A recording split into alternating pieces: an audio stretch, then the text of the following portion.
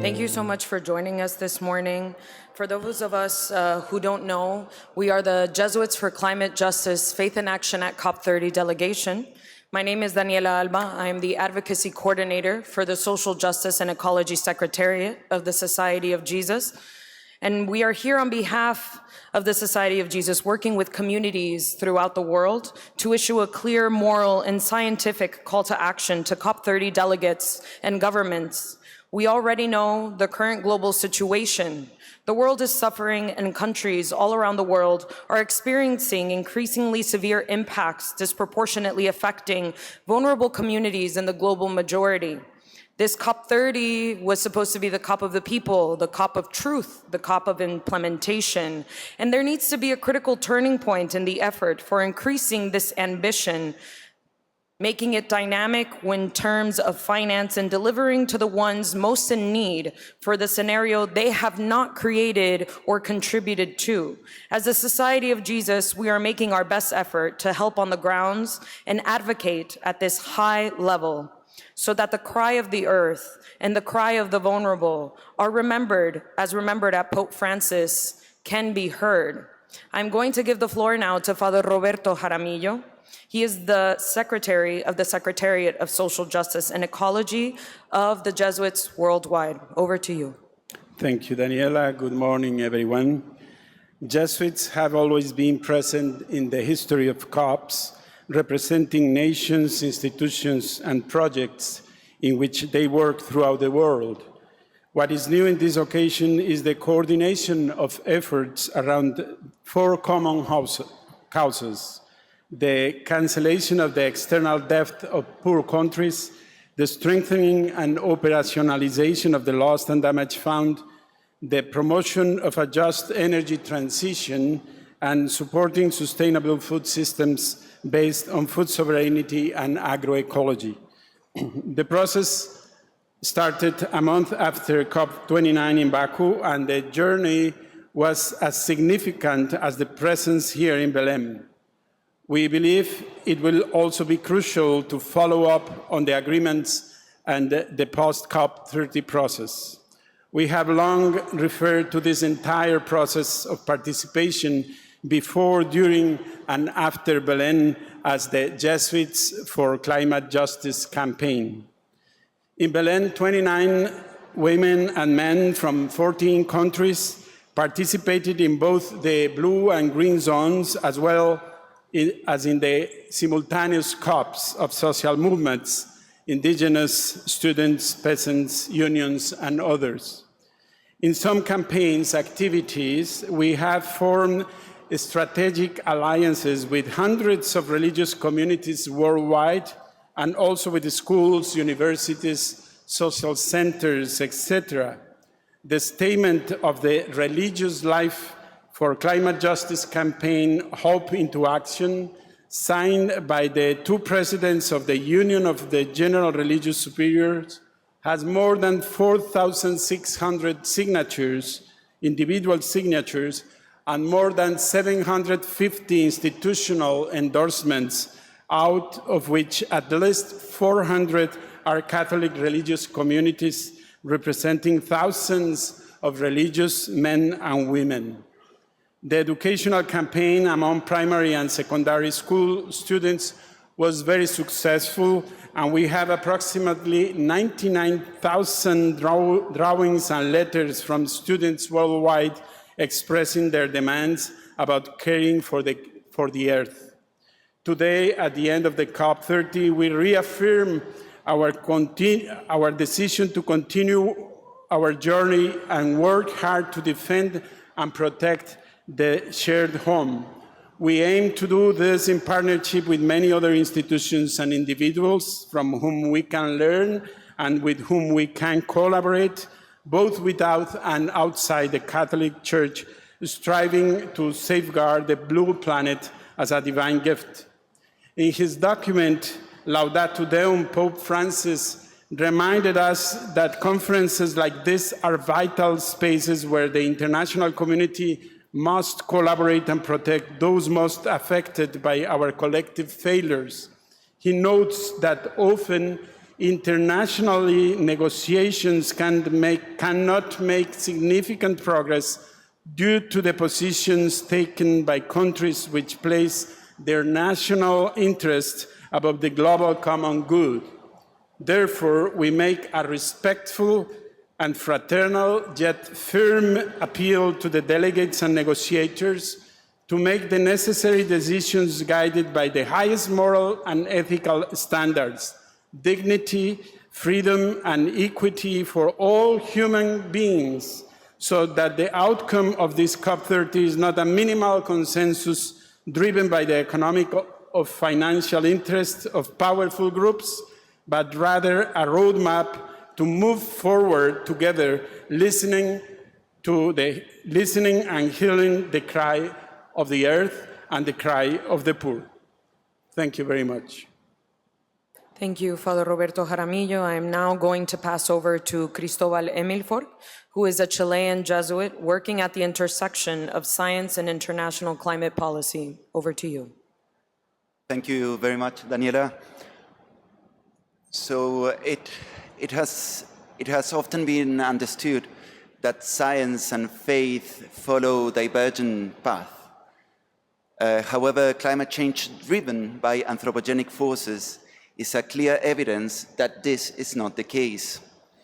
Time and again, science tirelessly warns us that the window of opportunity is closing and that the time to make truly ambitious decisions to reduce greenhouse gas levels in a significant way to avoid catastrophic outcomes is really, really urgent. As the Society of Jesus, we want to say that we must listen to science and take more ambitious actions. At the start of COP during Earth Information Day, the WMO reported that 2025 is on track to become the second or third hottest year on record. We bear witness that the possibility of limiting global warming to 1.5 degrees above pre-industrial levels is receding. But we can't give up. This situation cannot weaken our efforts. We need to secure that if this overshoot does happen, it is as brief as possible and as close as possible to 1.5 degrees target of the Paris Agreement. And we claim this because not only the biodiversity of our planet, in which we Christians clearly perceive the hand of God, being seriously affected, but so are those who bear no responsibility for the current state of the climate system, the poorest and most vulnerable communities on this planet. We, as Jesuits, just cannot keep silent. Our Christian faith calls us to immediate action. Science and faith that strive for justice work hand in hand. As a socio-environmental anthropologist working in science and technology studies, I have seen personally the unwavering work of scientists to communicate their findings and transparently and timely as possible. Likewise, I have witnessed the growing difficulties faced by frontline communities in adapting to this new climate regime without the financial resources they justly deserve. Both communities on the ground and sciences are pleading for attention. We, as Jesuits, and our apostolic works, which bring together thousands of people around the world, will continue to be oriented by the best available science so that it may guide our actions and protecting the earth, our common home, and complement our steps as we work together with those who are suffering most due to actions currently too slow for what is urgently needed. We are here to ask you, dear delegates, for faster action, higher ambition, and really true commitment to stop the suffering of the earth and the suffering of the poor. Thank you very much. Thank you, Cristobal. I'm now going to pass the word to Colum Fahy. He is the Ecology Advocacy Officer at the Jesuit European Social Center in Brussels. Over to you. Thank you, Daniela. I've been closely following the negotiations on the Just Transition Work Programme here at COP30, and I believe it is a vital ray of hope at this conference. The JTWP was established at COP27, and it has delivered useful dialogue and information sharing, but now it can go further. COP30 is the moment to convert this dialogue into a concrete mechanism, as clearly proposed by the G77 and China Group. Just transition is a topic exceptionally close to our hearts. The Justice in Mining Network, a coalition of Jesuit social centres working at the forefront of the energy transition, seeks to bring a voice to the most vulnerable communities, those in parts of the world where mineral materials for this transition are being extracted. We were privileged to have partners represented here at COP from Lubumbashi in the Democratic Republic of the Congo, an area where over 70% of the world's cobalt is mined, yet located in one of the poorest countries in the world. We speak of the artisanal miners there, who, in the face of terrible working conditions, risk their lives to extract materials in the name of transition. This is one of the many examples where a dedicated just transition mechanism would be welcomed. The proposed mechanism would establish a more permanent, predictable structure capable of delivering non-debt creating financial support. The current GTWP, in its fragmented structure, simply does not guarantee this essential support. Right now, just transition efforts are scattered across various agencies and ministries. No one is tracking progress globally. The mechanism would fix this by serving as a central coordination hub for all efforts, ensuring funding is deployed effectively and transparently.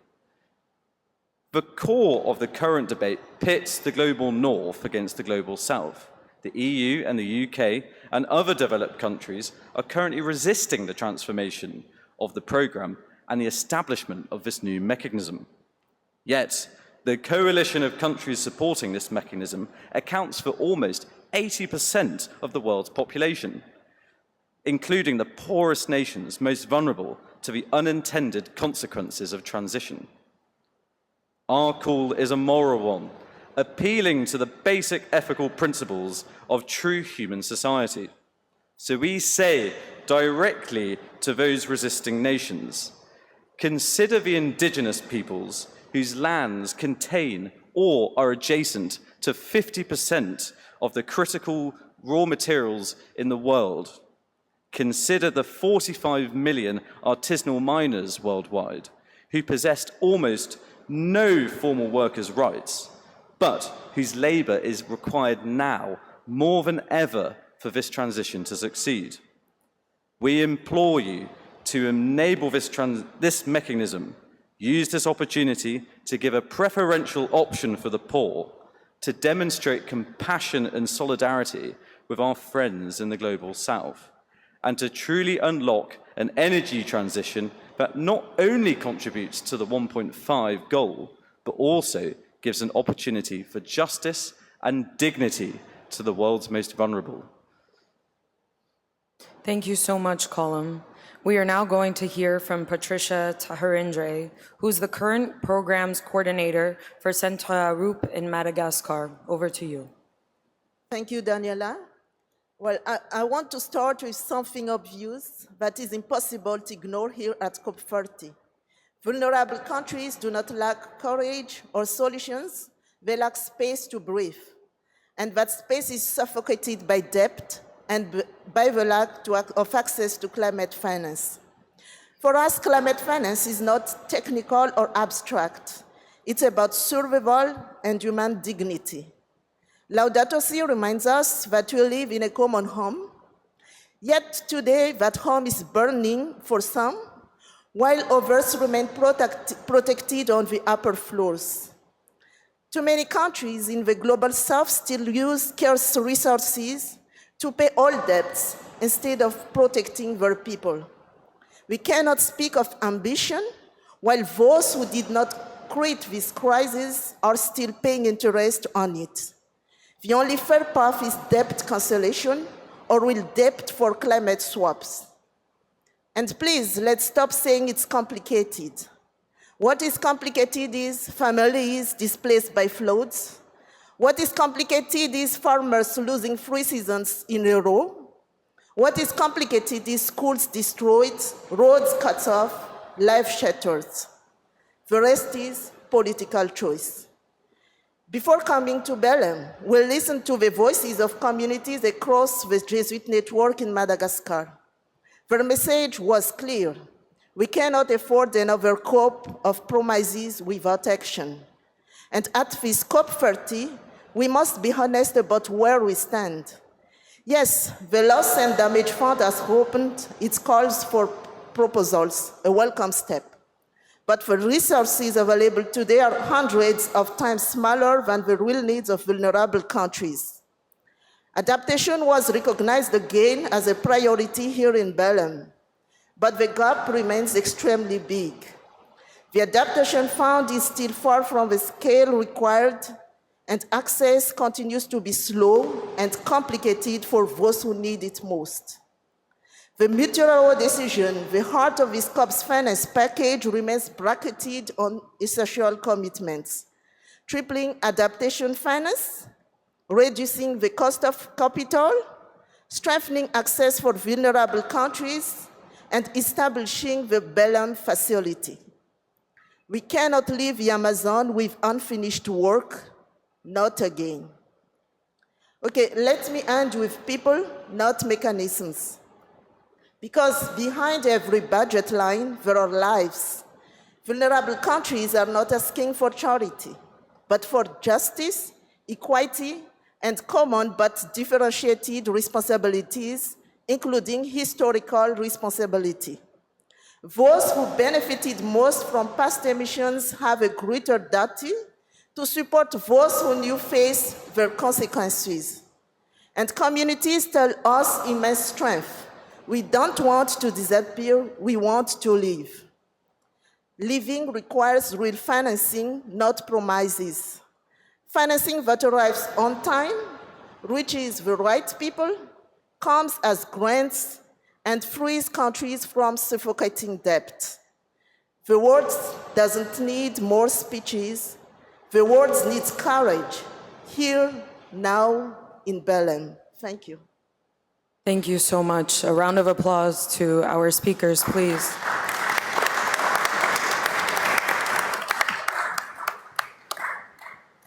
In the interest of time, we want to go ahead and open up the floor for anyone here who has questions.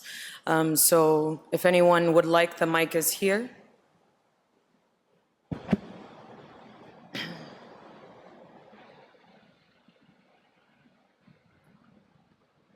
Yeah, thank you for this very inspiring panel. I have a question for Mr. Komfai, if you don't mind. I was told that this morning the presidency made a statement about the just transition very early at 3 a.m. So could you tell us a little bit more about this? Yes, thank you for your question, sir. You're absolutely right. So at 3 o'clock in the morning, there was the presidency's proposed informal text on this, informal notes, I'm sorry. And we welcome this. We welcome this because it introduces a new decision to develop a just transition mechanism. And despite it delaying a review of the just transition mechanism to 2026, I think that is a good informal note so far. The question now is, over the next day, is for that not to be watered down. There was a lot of effort to get mechanism mentioned into that text. So resisting countries need to not water this down. So it's a ray of hope, but here's hoping. That's it. Thank you.